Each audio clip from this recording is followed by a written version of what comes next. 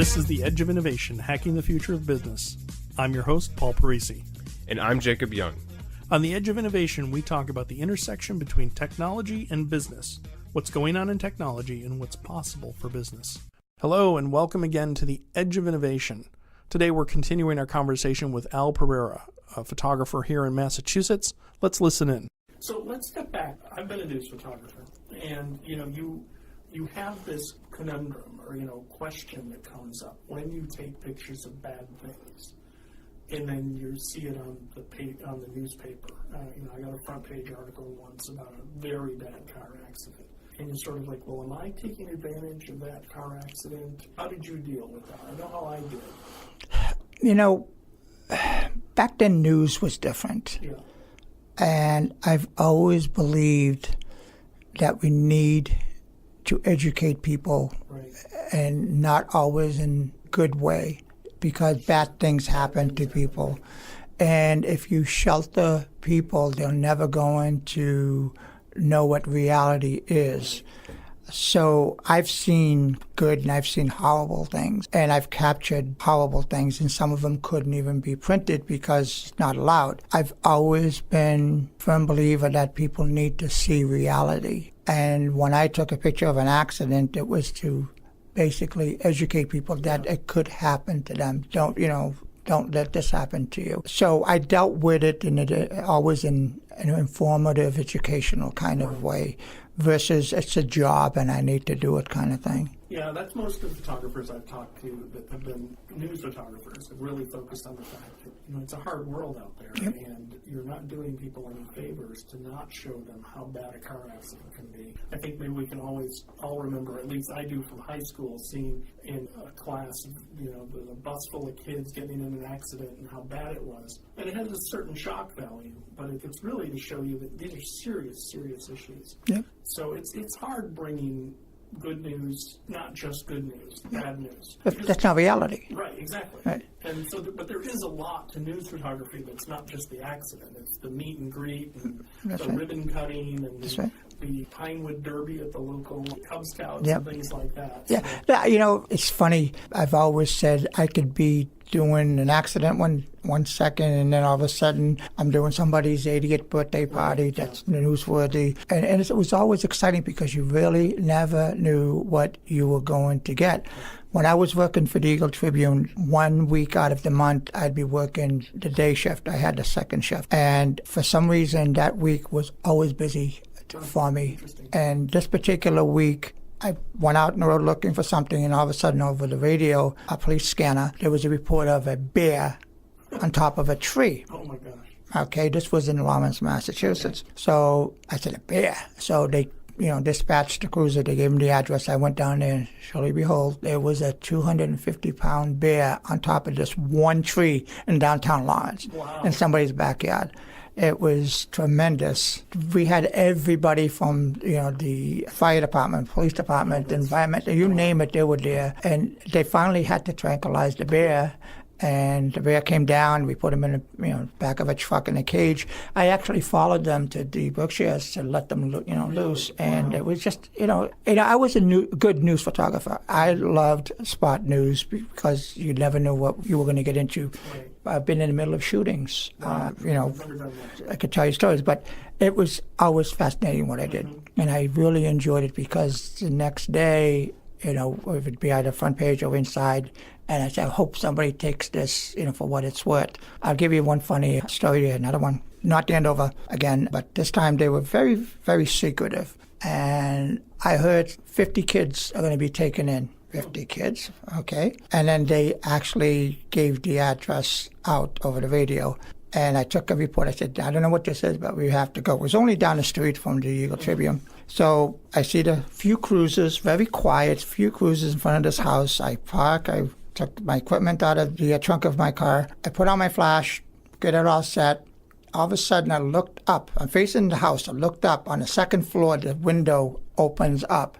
At this time, one of the cops that was inside the house sees us and comes over to the door and puts his hands on his side, not saying anything. I looked up, and there was a leg coming out of the door. The window, okay? I snapped it. So there's this leg and half body out the window. There's this cop standing in front of the door. One snap, I said, we got to get out of here. I went back. It was sharp. It was exposed properly. Now, normally you would do 5x7s, 8x10s, so the editors can see it the next day. I did an 11x14 print out of this one here because it was like spectacular. Next day I come in, I look, front page, 3/4 of the page. It was awesome. For like a month later, I was getting letters on Sound Off or compliments on the photo, and one of the Sound Off people said, I think that's my son coming out of that window. So that, there's good and there's bad, and it's funny and different and so forth. So it's been a good career. Wow. All right, so it's 1992. You decide to start a photography store? Well, Freelance Photo, actually. I didn't want to just start a photo store. A photo store could mean anything. It could be a 1-hour photo. It could be 1-hour photo and selling equipment. Right. It could be just about anything, but I wanted to make it kind of a specific thing. I didn't want to get into the cameras because there was just too many people, too many companies in the area selling camera equipment. But I wanted to be a photo store that would be able to offer services that other photo stores wouldn't or couldn't. Right. But I also wanted to still continue doing the weddings and the portraits and the pet photography and so forth. So I opened up Advanced Photo with that in mind. Okay. Yeah, because it is unique. I mean, you go and there are these 1-hour photo places. Yep. I mean, there's the drug stores and they get a high school kid that basically pushes a button. Right. But then they're trying to say they can do everything, but there's not a skilled person sitting between the computer and the chair. That's correct. Who would have been in the darkroom years ago, but who is taking the actual photo and making it different or fixing it. So you do a whole bunch of services. I mean, I know you do, of course, weddings and photos and passports and portraits and commercial photography for products, and you'll go on site and do stuff. But you also will fix photos, like an old, photo restoration. Restoration, Yep. and you do video, Yep. and so it's really everything imaging based. You can almost change it to advanced imaging if people knew what that meant. Right. I've always said that if you want to stay in business, there's a few things you really need to do. One thing is you really need to enjoy what you do.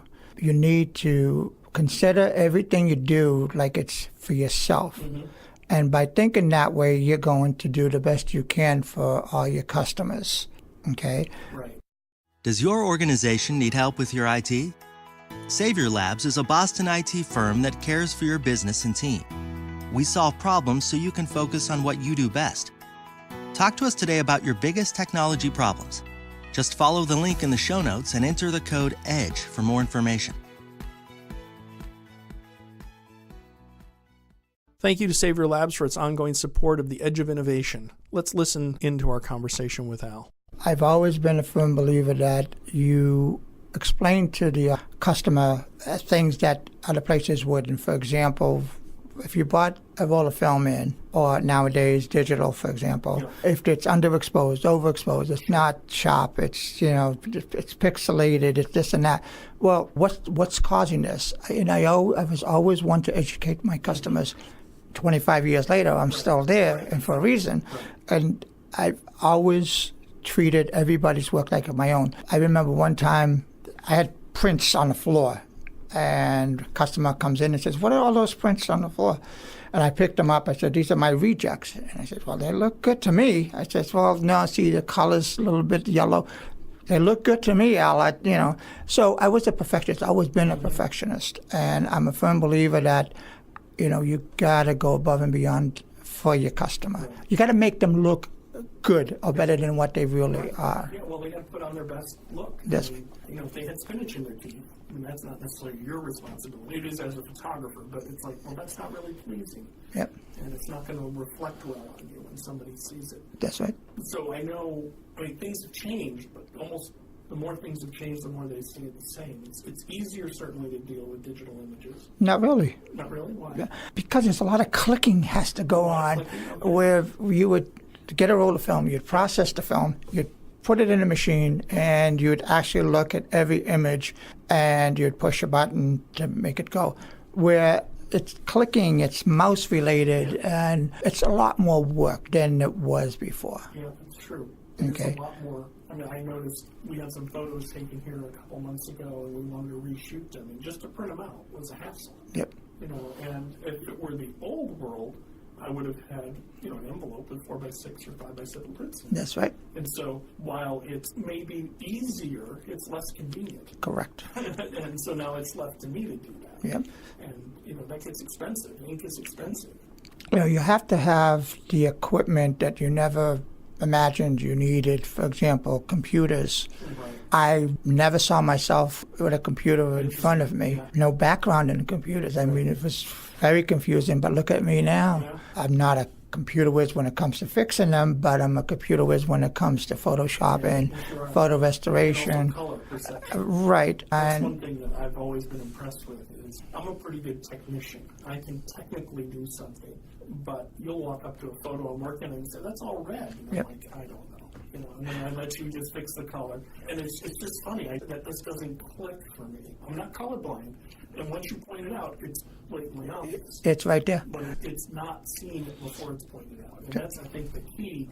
You know, so that person that walked into your shop and saw the picture, well, it looks good to me. Well, I think there's a lot of things that contribute to what makes a picture go wow. And it's the things you don't see.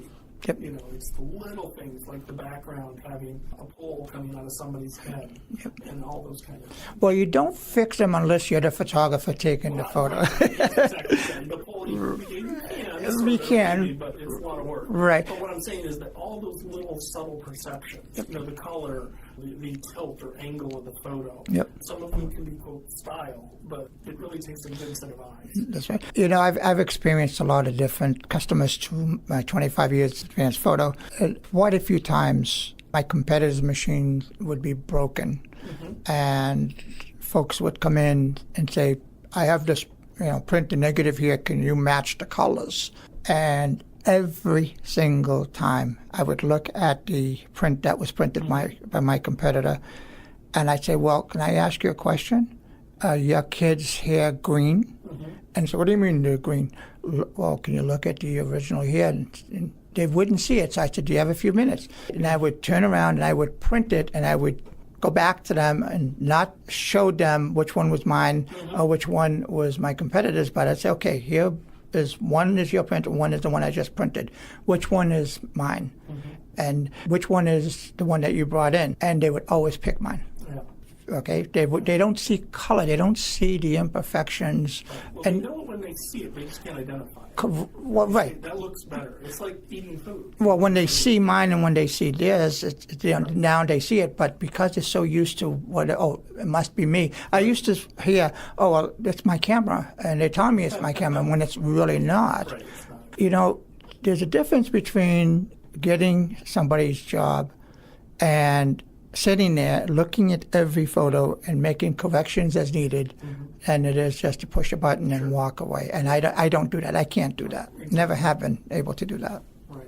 Now you have, it's a tremendous investment, but you got a printer that can print, what, 48 inches wide? 42, one that can print 42-inch wide by life size. Wow. I have a 24-inch wide Epson also that can print 24 wide by whatever side. Then I have two Nutsu printers. It does from wallets all the way up to 12 by 19. Wow. The other one will do from wallets all the way up to 8 by 12. But this particular printer, the reason I really bought it was because it does Christmas cards and folded cards, double-sided printing and so forth, which is spectacular quality. That's neat. So you have basically all the services somebody could need when it comes to imaging. Now you also do video. Yes. There's a lot of, again, I'm sort of a techie, so I go towards the technical stuff, but I know you're doing 4K video, which is, most people don't have a way to even watch 4K, Yep. let alone even on a computer. But it'll come, and it'll be there. It's 4K video is basically HD times 4. Right. So it's effectively having 4 HD screens, one in each corner. And so it's a big picture with a lot of data. But you have cameras that shoot HD and 4K and edit those, and you do that for, I guess you do it for weddings, but you also do it for corporate work. Yep. As a matter of fact, I just did a job yesterday for a mother and daughter that came up with this great idea for inserting different things on the outside of their boot. So, for example, if you buy a pair of boots and it's black, you're limited into the attire. What they came up with a way to change the face of the boot by inserting something else that will go with your outfit. They actually got asked to go on to a shopping network, and also they are being featured in Good Housekeeping. So they came in yesterday. I videotaped them with their boots, explaining how it works and so forth. And I also did a portrait session on them for Good Housekeeping. So, again, you have to diversify. And over the years, I've diversified. You go to my website and you look at all the services that Advanced Photo offers. Technically speaking, it's one person doing all of that, from wedding photography to video. Okay, well, I can't do both, but I'll do one or the other. Okay, pet photography, corporate photography, family portraits, inside or outside, photo restoration, scanning of slides, negatives. I've had the weirdest negatives. Certain people, the negatives that are made out of metal tin, I've had those glass negatives, 8x10 negatives. Those are huge. So I do all that. That's cool. I've had people bring in artwork valued at $100,000, $200,000, and they wanted me to make copies for them or even just digitize them. So I'm all over the place when it comes to my services. Today's guest has been Al Pereira of Advanced Photo in North Reading, Massachusetts. For additional information and to contact Al, please view our show notes, and please do leave feedback. We'd love to hear from our audience.